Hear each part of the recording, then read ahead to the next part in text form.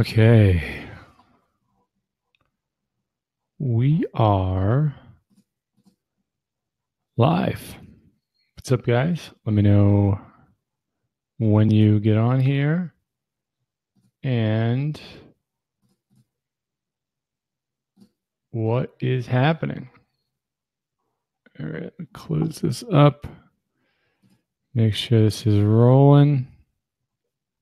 And we will get started. As you guys roll in, make sure you say hello. Let me know you can see and hear me.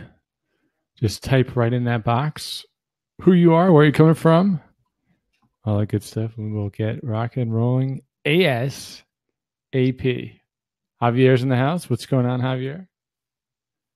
Lars is in the house. All clear. Okay, great. So it sounds like you guys can see and hear me. That's good news. And we're just going to give everyone a couple minutes to roll in here, as usual. Nice little Friday we got here. I'm going to get it going. Get it started. Let's see, Bill. What's up, Bill? Hello. How you doing, Bill?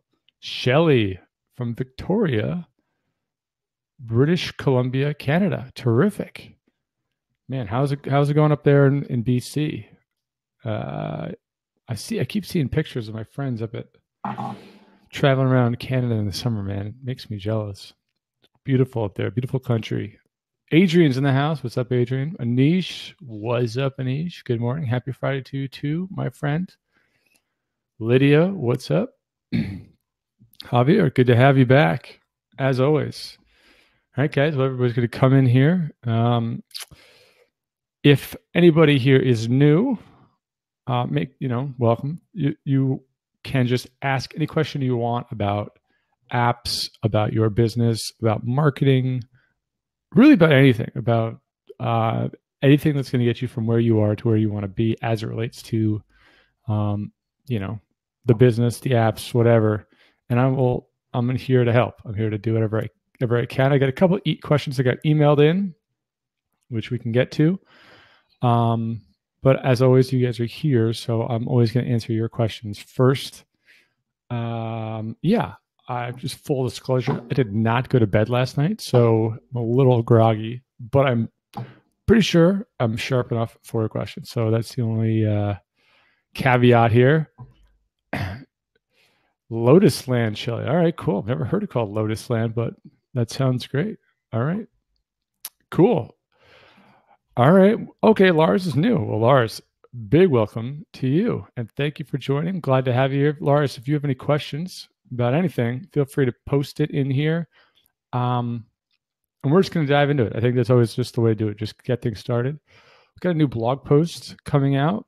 It's all about really the journey of, if you guys know, I'm a big Tim Ferriss fan. Many of you may be a Tim Ferriss fan as well. He's a great podcast you should check out. One of the questions he always asks is, what would you tell, your younger self, putting yourself in the shoes? So if I was magically 60 years old, what would I tell myself? What advice would I give myself? I think asking that question is always really important as you're learning and as you're always reflecting on what you're doing. So that blog post is really about,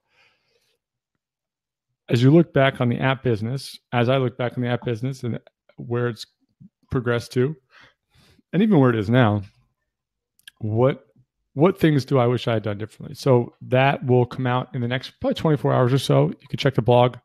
I'll let you know about it. You probably get an email about it, which is always good. It's always good to reflect on that kind of stuff. And I think that asking that kind of question will save you a lot of time, a lot of energy. And also, those are the kind of questions I find it's really good to ask other people. So, in this sort of format, you can always ask me, but just asking people that are older than us or more experienced than us in other disciplines, asking questions, always trying to learn. It's always an ongoing pursuit of excellence, as they say. Grace is in the house. What's up, Grace? Welcome. Good to see you guys. Cool. So I'm just going to dive into some of the questions that got emailed in. If you guys have questions, type them in that box, right? Doesn't matter if it's intro, advanced, very specific to you, or general, just whatever. We're here to help each other out and to answer questions for each other to, make sure that we all dominate accordingly. All right, first question is, I just launched a content app with a subscription. One of the perks of subscribing is getting access to our premium Facebook group, just like Blue Cloud Select. My plan is to set up a ManyChat bot to auto-respond to every Facebook request so I could verify who has access to the group and who doesn't. Unfortunately, I found that Facebook bots don't work with Facebook groups and requests. The question is, save myself from having to manually verify each request sent to a private group. What steps can I take to automate this process? Great question. Now, there's a few ways to do this. The first thing is go and double check with Facebook's latest API releases. I believe that they have the ability to integrate into Facebook groups with things like CRM systems. So if you don't know what that means, CRM is like customer relationship management, right? Your Salesforce, your Infusionsoft, all that kind of stuff. So you have Facebook over here, you have a CRM over here, and then you've got your list of permissions over here, so to speak. And what happens is that many people try to go from Facebook straight to like database, and it's not formatted in a way they want. So the first thing you got to do is you got to find out in a perfect world, could Facebook approve or unapprove based on a flag in a CRM? Because I do think they have that in their API these days. So once they have that, what I would go do is you got to write the logic, but I would go check out something like Zapier, Zapier, I believe. Or if this, Zapier is probably your best bet. And then you can integrate those two. All right, so that's the ideal situation where you have to build like an intermediary CRM that tags everybody in the subscription offline, and then that integrates with Facebook. Okay, so if that does not work, no problem. And the kicker of that, make sure you're in the business Facebook set. Like you got to run a business manager account, not just your personal manager account. Now, the other way, which is what we've done because this wasn't available when we first started this, is when somebody signs up for a subscription, that goes into our CRM, and then that CRM goes into a Google document, a Google spreadsheet, and that's all connected through Zapier. The Google spreadsheet automatically updates, and then once a day, someone goes to the spreadsheet, and then they look at the pending Facebook requests, and it matches up the name of the Facebook person with the name that just enrolled, and then they get approved, and then everybody else doesn't get approved. And then it's just like a daily batch process. So it actually doesn't end up taking that much time because you just say, hey, at 9 a.m. and 5 p.m., we're going to look at that list and go through it really quickly. And you'd be amazed at how quickly that can work. Similarly, if anybody cancels, that will also create a list where it gives their name. You can go into the group and remove them. That whole process could be pretty quick once you get it to a well-oiled machine. But either one of those two is really the way to do it. And it does seem daunting at first, but I can promise you that it actually it gets much smoother once you just get a system and batch the processes. It's always the way to do it. Okay, Lars asks, I'm working on graphics for my emoji apps. We'll need to go from there. Your support should get me literally publishing in 3 platforms, or will I need additional services? Lars, that really depends on your own level of really development skills. It is unfortunately a little complicated to do everything yourself in the app business, to like, publish all the certificates and get everything, all the code bundled up and pushed out correctly. It's possible. I can't code, but I've done plenty of apps like that. So it is possible. It really just comes down to what your own level of knowledge and skills on that is. And if you want to learn how to do that, typically in business, it's a lot easier to find somebody else to do that who's going to do it for like $50 and just get it up and published on the platform, and you not have to worry about it. You can spend your time doing something else. Really just whatever your natural skill sets are, that's what you should be doing, and then hiring out everything else. But yes, you could potentially do it. It's just a little complicated if you're not a developer at first, but you could easily learn. EJ's in the house. What's up, EJ? Shelly asks, I would like to know how to successfully get Gboard app approved in Google. Should I name the Gboard app differently from the full Android app? Let's see. I believe, Shelly, that question got emailed in, so I'm going to open that up. So Mark has done this a few times, and from what he told me, that you just keep submitting that Google form. I know it sounds ridiculous, but you just keep doing it every day. And if you go on something like LinkedIn, or if you search through the web and you find people that are associated with that approval process, that can be a way to get involved. I know it sounds crazy and like unsystematic or whatever it may be, but that's typically how Mark's been able to do it with his Gboard apps, where he goes, if you have any specific questions, you can email him.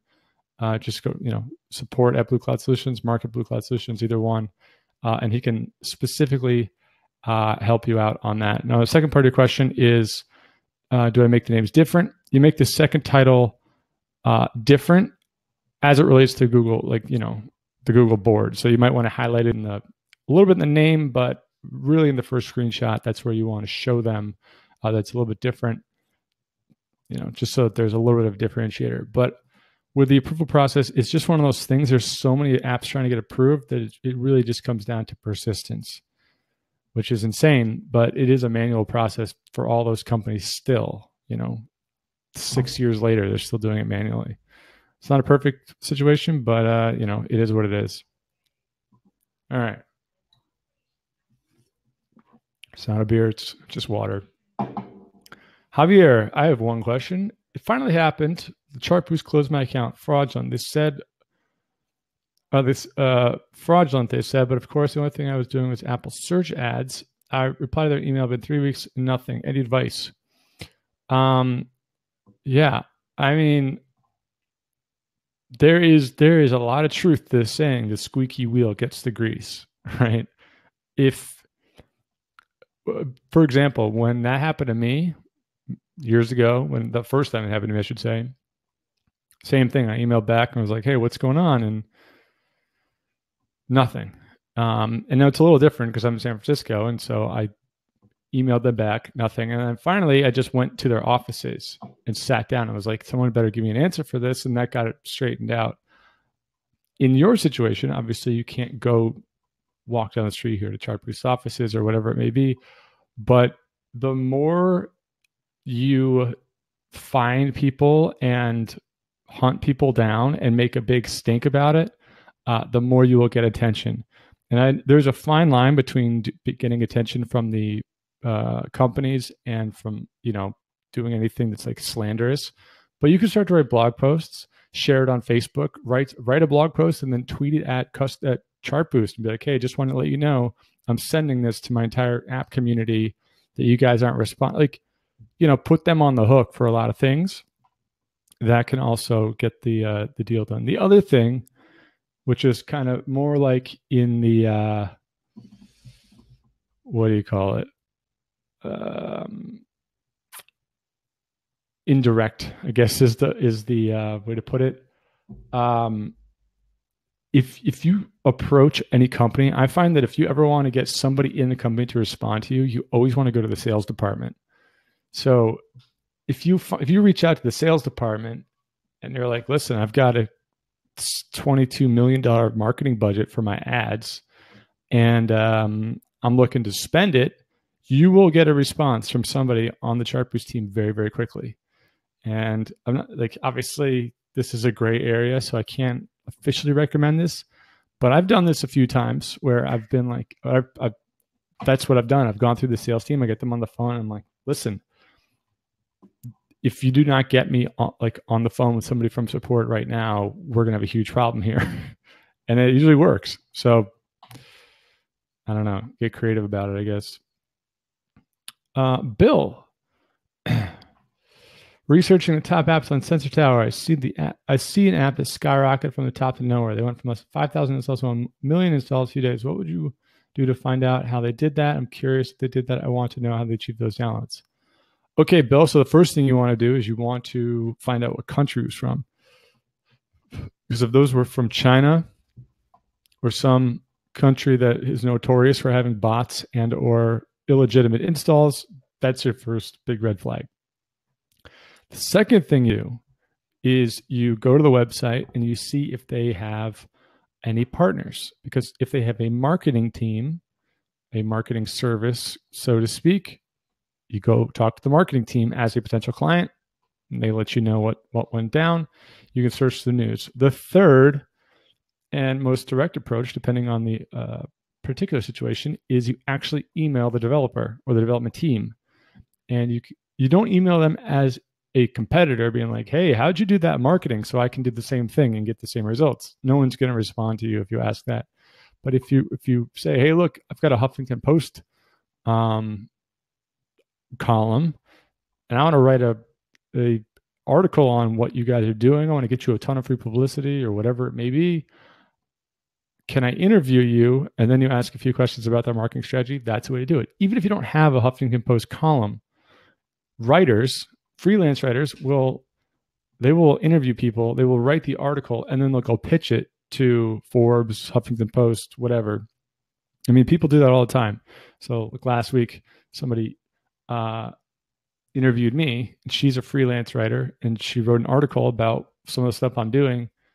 And she just goes and pitches it to the Huffington Post. So you can do that too, and just make the interview about what they did, and you kind of play the status vanity card. That's always a good way to get people to open up. But that's what I would do. It's always about kind of reverse engineering it, and more importantly, just go to the sources as often as you can. Because remember, 95% of people are not going to reach out. They don't want to talk to anybody. They want to do everything behind their computer. They don't want to be uncomfortable. They don't want to make it awkward. So that gives you an opportunity. If you do talk to people, if you do get out and go hit them up or whatever it may be, you can really win. EJ, thanks. With regards to Zapier, Google Spreadsheets. Hope Mark was listening, though. Yeah, Mark's been great on that. Let's see. Grace asks, I'm about to push a redesign to the App Store. What's the best method and timing to pursue an App Store feature? Well, from a timing standpoint, you often want to perfect situation, right? If you wanted to get featured by the App Store, the perfect situation is you coordinate it with one of their new iOS updates. So let's say iOS 12 was coming out and it was doing, I don't know, like custom animojis or, AR, VR, whatever. They come out with some new crazy stuff, and your update uses that development really, really nicely. That would be a very good way to time it, because they would be really receptive about apps that showcase their software, their tech, all that sort of thing. So that's the first big piece of it, is you got to make Apple look good. I think that's always a really that's a key part of sales in this situation. I should say in persuasion. Like there's a great what's the guy's name? The book's called Influence. And the guy's last name starts with a CH. I can't remember. Ciccaldi, Richard Ciccaldi, I think. Anyway, and he talks a lot about that, how one of the best ways to get something is to make the other person look even better for you getting what you want. Meaning, if you want to get featured, if you make Apple look amazing by featuring you, the chances of you getting featured go way up. This is true in everything in life. So I think that's a big piece of it, is having the update and the redesign be all around those sort of new development updates. The best method, yeah, same thing. I think being unique, having an update that differentiates you from as many other people as possible, whether that be through the idea, whether it be through the design, whether it be the functionality. Those are all really good ways to get an update that, does really well. Shelly, should the Gboard be the same price as a full Android app? I would say yes to start, and then test it after you've got some baseline data. So it's always good to start with a control, because you want to, whenever you're testing stuff, you want to remove as many variables as you can, so you know what variable is causing the change. So you start with the same price, let it run, and then you change the price, see what the delta is on your results, and then go from there. But I would say start with the same price. Yeah. Adrian, regarding Facebook ads, you recommend using impressions in the emoji course, but I've advised you CPC. What are your thoughts? It really, depending on where you're sending the traffic, it can make a difference. It also depends on how engaging your ad is. So if you have an ad, or a funnel, I should say, that's got really, really good engagement, you want to maximize for impressions because you know you're going to get a naturally high click-through rate no matter what. And by getting impressions, you're going to get much lower cost, and it may work out. When you optimize for CPC, that often doesn't account for other parts of the funnel, right? So like optimizing for CPC is going to often favor the really clickbaity ads as opposed to the ones that get the best conversions. So it's always a fine balance.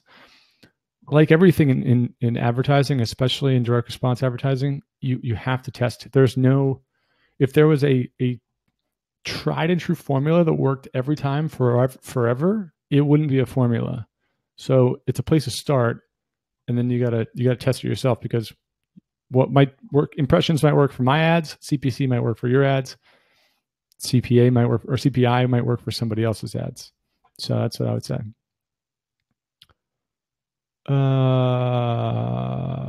Let's see. Lydia, hey, should you bother to add new emojis to a one-off payment emoji app to keep users engaged, or should you mostly do a subscription app? There are some people in BC group saying emoji apps are not being approved using the template.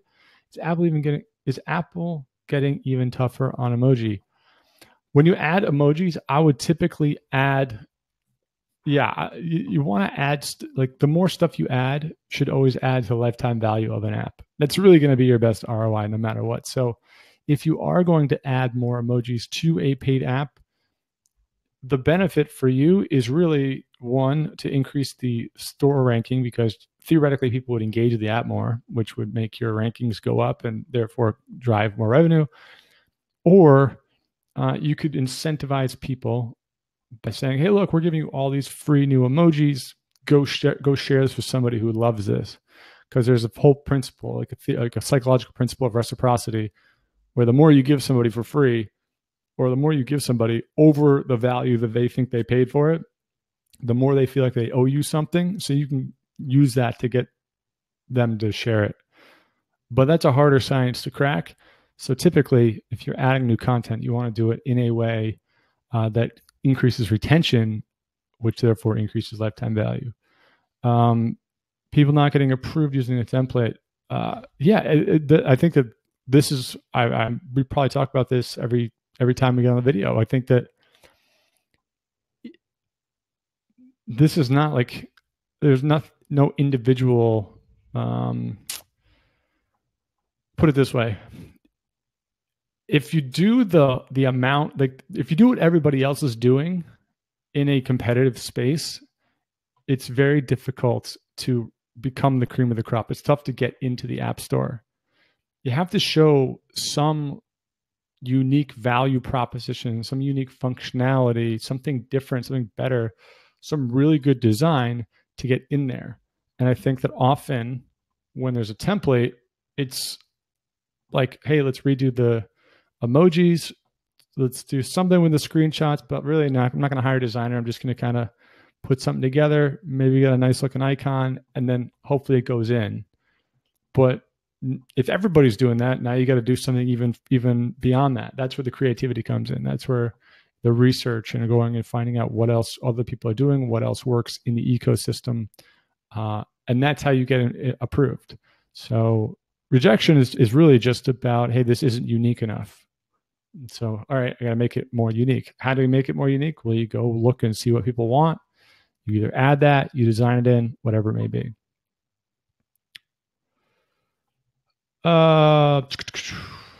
Grace, I'm heading to an industry conference next week with a niche app. Your tips on promoting in person. My tips on promoting in person, or at least for an app, and this is promoting to people who are you're meeting for the first time, give or take.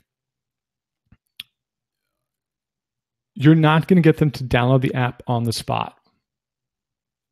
Some people, yes, but for the most part, let's say you meet 100 people, I bet you get 15 people that would actually pull out their phone, have an iPhone, assuming you're only on Apple, go to the App Store, download it right in front of you. And if it's paid, that's going to be even a lower number. So that's going to be a hard sell, just because you got to sell yourself in the app without really knowing them. So what I would do is I would meet them, I would get them really excited, and I would get their email address, and then I would say, hey, I'm going to email you XYZ information, a free PDF or a video or something that they're going to find valuable that has to do with your app. Let's say you have an education app. I wouldn't try to sell them the education app or get them to download the education app. I would get their email address, and I would add them to my private Facebook group about education, and then I would make a video for them that highlights one of the big problems they're having as an educator or somebody who's interested in education. Then I would show them the app down the road, because now they're a fan. It's a warm traffic lead. So one of the big things I think people miss with networking, if you are networking for getting customers, people often network for sales, and that's the wrong way to do it. You got to network for leads. So think about it that way. Not sales, for leads. EJ, I've been limited to 10 to 20 invites per day from people engaging with boosted posts off the Facebook page associated with a new subscription app. I look up who's engaging and hitting them up, invite to like page, button beside their name at first. First, I could push that button as much as I wanted. Looks like this got cut off somewhere. So I'm assuming that you can't do that as much as you used to. I think without knowing the specifics of what exactly it is you're doing, the power of evangelizing people and fans is so huge in social media. And I can't stress this enough. And the hardest part is that it's hard to measure. It's very difficult, and it's actually a good amount of work up front, but the dividends are just ridiculous down the road when you're building a fan base. And so asking somebody to hey, come like my page, that's one way to do it. But what would be the ideal way? I always say, what would Gary Vaynerchuk do? Well, he would probably go and look through that person's profile page if it was public, or find them on Twitter or wherever, and he would find out, oh, this is Susie and she works in sales over at this pharmaceutical company, or whatever, right? And she has 2 kids and she lives in Iowa. She drives this car, does this stuff on the weekends. I would find out who she is. Then I would message her if I could, and I would talk to her as if I had known her for years and say, hey, what's up, Susie? It's so good. Thank you so much for checking out the page. I just wanted to let you know we're a really fun group of individuals. In fact, I got a couple friends from Iowa too, and it's great to see some fellow Iowa State Buckeyes in the house, and whatever, right? And you build rapport. And then you ask them, hey, come on over. It would be great to have you. That extra piece, that's the magic sauce. That's the thing, not only that works in marketing, but that's the thing that everybody wants on the internet. That's the thing that you and I both want, that everybody in this group wants, everybody in on Facebook wants. They want to be part of something with people that actually care. They don't want to be an anonymous, like, part of something that nobody knows anybody. They want to feel like it's a connection, and you can create that connection, especially if you're authentic about it. So, and that's a long answer. It can be a lot of work, but I'm telling you, like, there's a great essay by a guy named was it Kevin Kelly, founder of Wired Magazine. It's called 1,000 True Fans. I've talked about this before. That is the blueprint for building a long-term sustainable community and business. First 1,000 people, you just gotta like individually blow their mind, hustle, learn everything about them, over-deliver. So I hope that helps. Pitchum asks, I have run search ads for different apps and games. The problem is at the beginning, the ads start running normally, but in 2-3 days after status is changed to ads not eligible for search ads. You have an idea of it could cause a problem. Any ideas to solve it? Thanks. I'm not sure why it switches. Maybe because of something with the SDK. To be perfectly honest, I have not looked into that. So what you can do, email mark@bluecloudsolutions.com and ask him that particular question. We'll look into it and see if we can find out an answer. But I haven't run into that problem personally, so I don't know. Lars, will I get info from the various platforms of my clients to follow up on Grace's ad emojis using the reciprocity factor? Will I get info from the various platforms of my clients? If I understand it correctly, you'll get info if you ask for it in the app. So like if you just put an app into the App Store or the Google Play Store, you don't get any personal data about those people. Probably a good thing, right? Other than maybe a retargeting pixel for Facebook or, something else, but like behavioral data. But if you want personal data, you have to ask for it. So you got to ask them to fill out, put their email to authorize Facebook or Twitter, and you can collect their emails and names through that stuff. You can have them upload pictures, ask them for their interests. But typically you need to ask them for their information. And the way to get people to give you their information is you got to offer something of value first in exchange for it, really. And it's not beyond just the app. So I think that answers your question. And I mean, a really good piece of advice that someone gave me once is that the best free stuff is the things that other people are charging for. So one thing I've always done in marketing, at least, and a little bit in the app business, especially with casino apps to do this, but definitely in the online marketing business, is I go find people that are selling stuff for for anywhere from $30 to $50, and I build the same thing and then I give it away for free. And because then I'm like, listen, you can go, it's the exact same thing over here, but I'm doing it for free. I'm giving this to you. And that amount of perceived value is huge.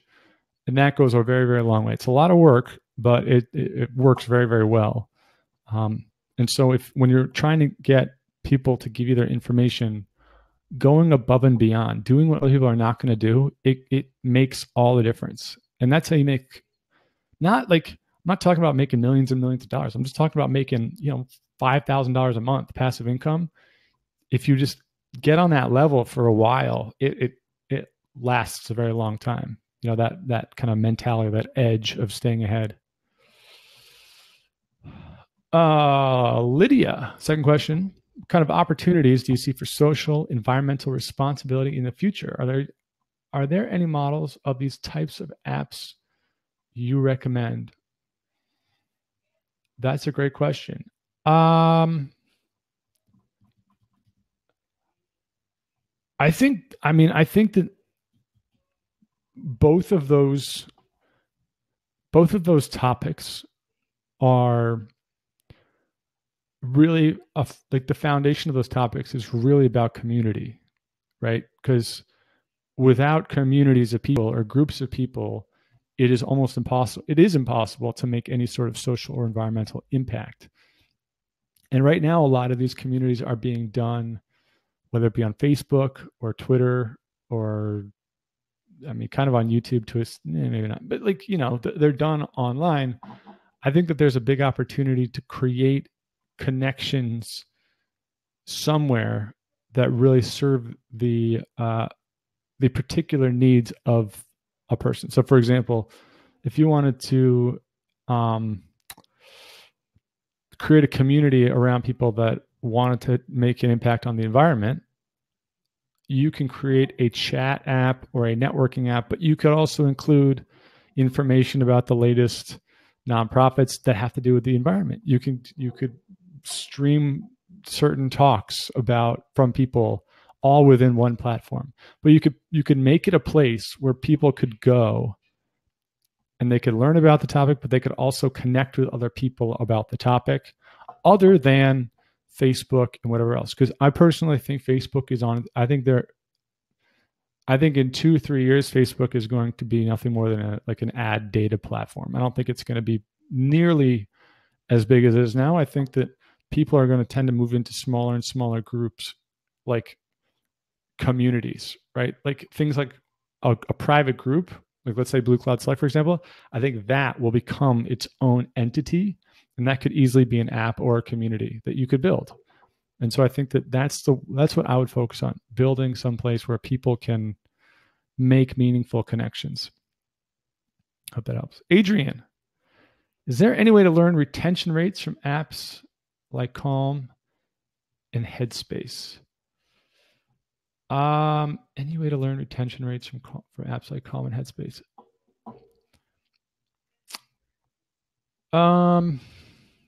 There's a few ways, and the traditional way, which is what most people do, is like, download the app, use it, see where they prompt you, what the drop-off points are, the point of contact, email marketing, all that sort of thing.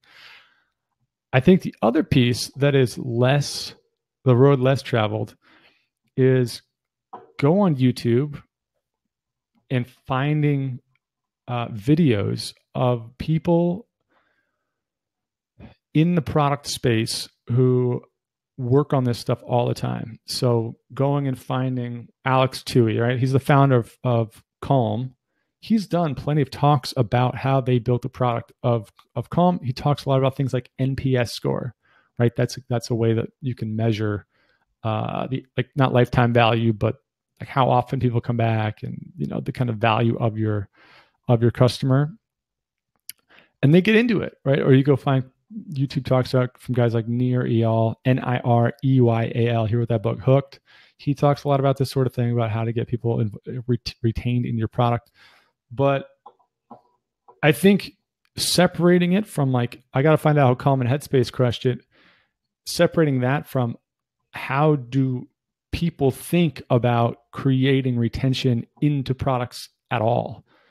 And one great exercise, you go to producthunt.com and just look at the products that are coming out. You can even hit up some of those founders because they've already done all this research too. And you can look through the AMAs. They're answering these questions. They're talking about it. They're doing all the things that you want to be doing. And there's no reason for you to do all that work when they've already done it. Just get their thoughts and their kind of crystallized thoughts on it. So I hope that helps. Let's see here. Other questions that got emailed in. Amin Obel asks, Carter, I want to make $200,000 developing game apps like you did, but I don't have any ideas. Where are the best places to research apps? How do you find out how much a game like Dunk Shot will cost to develop? Thank you. Great question. As always. All right. So the first place to research apps is always the App Store.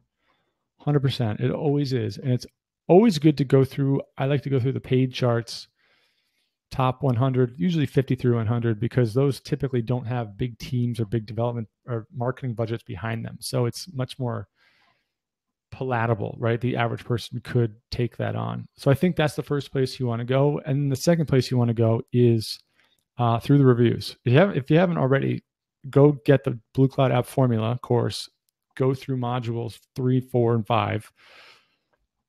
And it lays out this entire process, which I think will be very helpful for you. When it comes to how much it'll cost to develop, same thing. That's such a subjective thing. You can ask 2 different people. You know, it's 100 different people. They'll give you 100 different quotes and have 100 different experiences. I find that you get what you pay for the most part. So, you know, if it's a really well-built app, you can pay a lot of money for it. I mean, it could cost $50,000, $100,000, but a business person doesn't necessarily care about the cost as much as they care about the ROI. I mean, generally speaking, right? Everything's a profit and loss statement. It's not about, well, how much is the cost? It's about, how am I going to turn this into $1 million? Then let's go figure out how to make this happen. So if I was in your position, right, similar to this blog post that we're writing, I would look at something like Dunkshot, and I would do all my research on it. I wouldn't spend a nickel. And then I would go out and I would figure out exactly how I was going to turn that thing into $1 million app business. I would go become friends with people like influencers in the industry, big, huge basketball websites. I would go find people that are promoting basketball products right now, YouTubers, everything. And I would see what the model is, how they're all doing it. Once I had that crystallized, built out, ready to go, then I would forecast, how do I build Dunkshot so that it makes a certain amount of money, but it also collects emails and puts it through this funnel and makes money over here. And I would have this whole thing mapped out on a spreadsheet. I would go to somebody who's very smart, you know, a CFO or a marketing person or anybody, and have them poke holes in it, go back to the drawing board, do it over again. But you can do all of that for free. The whole plan can be done for free. And then when you get going and you implement it, you have a budget, you have a strategy, you know what numbers you need to hit. That's what it comes down to. It's a lot more effective to do it that way than to go on Upwork, throw out some bids and say, hey, I want this app, build it, and then say, okay, now I got to make my money back. That's what everyone else does. And that's why, you know, so many people don't survive as entrepreneurs. All right. Hitchum, do you know any tools I can grab data from iTunes Connect? Also get data from Facebook ads, put it in one place. iTunes Connect is, you can get that on App Annie or Apptopia, but the download numbers are going to be, that's a paid product, but everything else is pretty free. So App Annie or Apptopia are your best bet. You can't get Facebook ad spend and results. That's not really public information. You can go to something like Adspresso, which I believe got rolled into, or Adespresso, which got rolled into, what's it called? You'll see. But they'll have some benchmarks, but like that's the kind of information that's just not public. Like they don't release that sort of thing, and you can't really extrapolate it because there's so many variables. So go to App Annie or Apptopia. They're getting pretty good about being able to show you estimated CPMs on ad buys and things like that as well. So Grace, Matt, can't get video. Matt, try refreshing the browser. It should work. Grace, is it true the App Store picks up metadata from the app preview screens? It does, it's just not a very high ranking factor. So it's not not a big deal, relatively speaking. EJ, I know you've 10x'd a number of niched Facebook followers groups that were sitting at 10,000 followers where I'm at after 10 months. Is this personal messaging through, you speak of a practical part of your 10xing your follower strategies?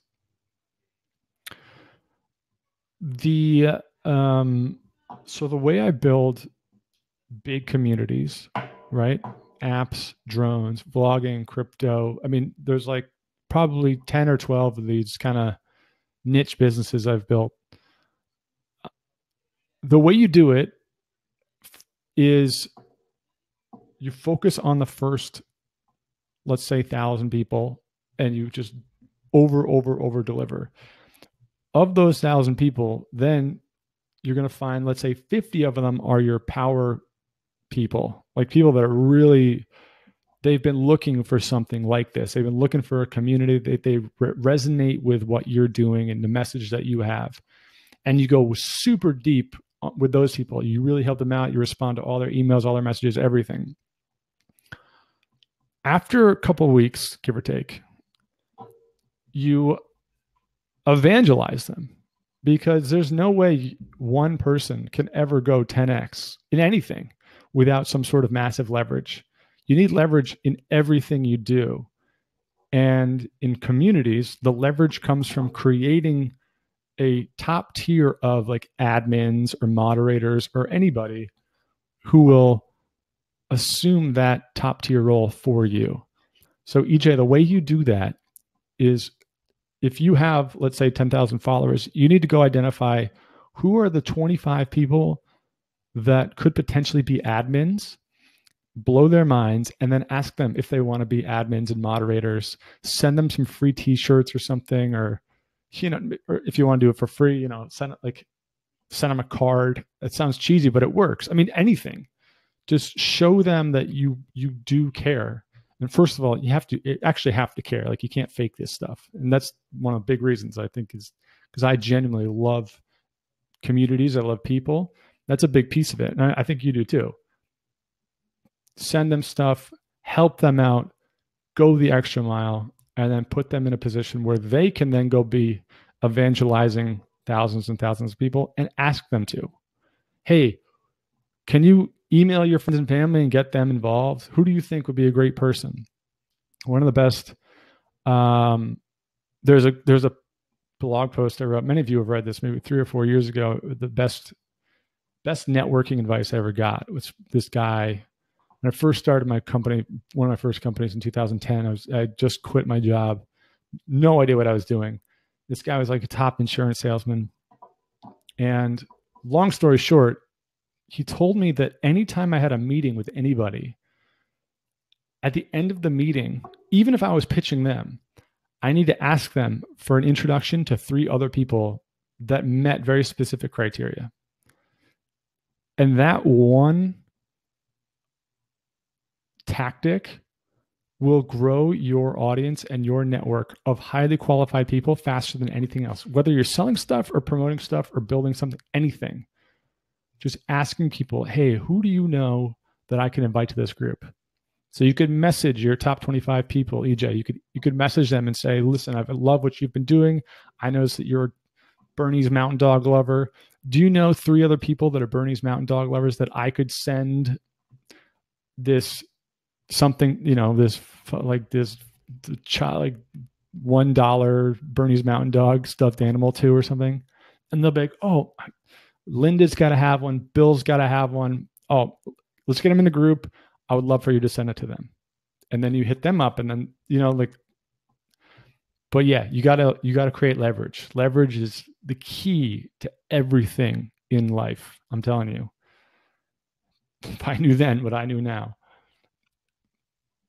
Grace, thank you so much. Yeah, I know I'm half awake. Hopefully I'm keeping it together here. Hitchum, is there any ad spy tool for apps? Email Mark about that. He would know like the latest tech on that sort of competitive intelligence stuff better than I would right now. I would say App Annie or Apptopia is your best bet, though. They're doing some pretty cool stuff. They just have all the data, and like that's any sort of competitive intelligence just comes down to data. All right, guys. With that, I'm going to go drink another Red Bull because I got to power through today and absolutely just finish strong. It's great as always to see you and talk to you guys. Thank you all for joining me, EJ. Super stoked, nervous same time, but got a great team. Mark, Michelle, EJ. It's great to have you here, my man. And I wish you all the best. Glad I can help. Thank you all for taking the time for joining in today. Until next time, stay rad. I'll catch you guys soon. All right, peace out.